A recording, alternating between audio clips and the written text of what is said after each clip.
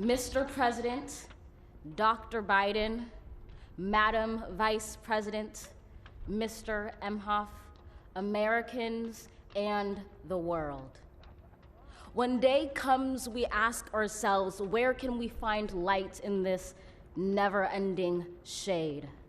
The loss we carry, a sea we must wade. We've braved the belly of the beast.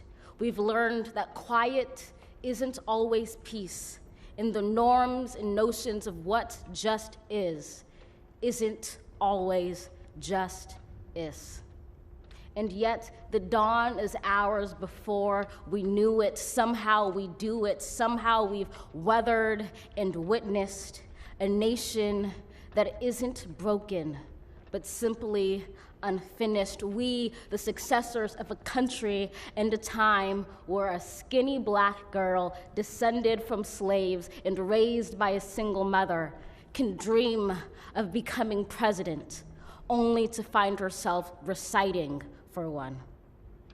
And yes, we are far from polished, far from pristine, but that doesn't mean we are striving to form a union that is perfect. We are striving to forge our union with purpose, to compose a country committed to all cultures, colors, characters, and conditions of man. And so we lift our gazes not to what stands between us, but what stands before us. We close the divide because we know to put our future first, we must first put our differences aside. We lay down our arms so we can reach out our arms to one another. We seek harm to none and harmony for all. Let the globe, if nothing else, say this is true. That even as we grieved, we grew, that even as we hurt, we hoped, that even as we tired, we tried, that we'll forever be tied together, victorious, not because we will never again know defeat, but because we will never again sow division. Scripture tells us to envision that everyone shall sit under their own vine and fig tree, and no one shall make them afraid. If we're to live up to our own time, then victory won't lie in the blade, but in all the bridges we've made. That is the promised glade, the hill we climb, if only we dare it, because being American is more than a pride we inherit. It's the past we step into and how we repair it. We've seen a force that would shatter our nation rather than share it, would destroy our country if it meant delaying democracy. And this effort very nearly succeeded. But while democracy can be periodically delayed, it can never be permanently defeated.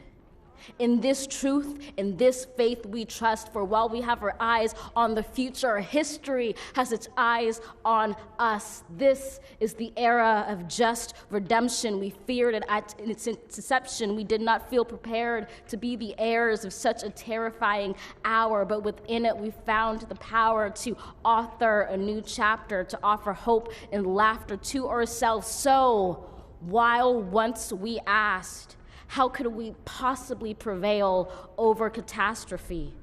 Now we assert, how could catastrophe possibly prevail over us? We will not march back to what was, but move to what shall be, a country that is bruised but whole, benevolent but bold, fierce and free. We will not be turned around or interrupted by intimidation, because we know our inaction and inertia will be the inheritance of the next generation. Our blunders become their burdens, but one thing is certain. If we merge mercy with might and might with right, then love becomes our legacy and change our children's birthright.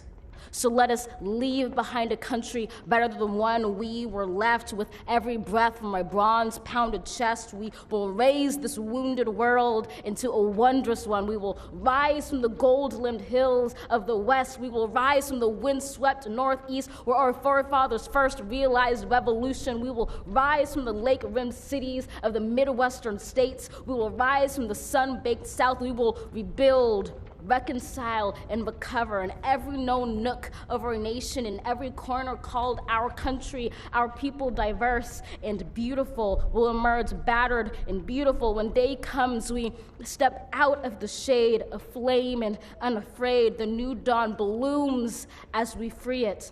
For there is always light, if only we're brave enough to see it, if only we're brave enough to be it.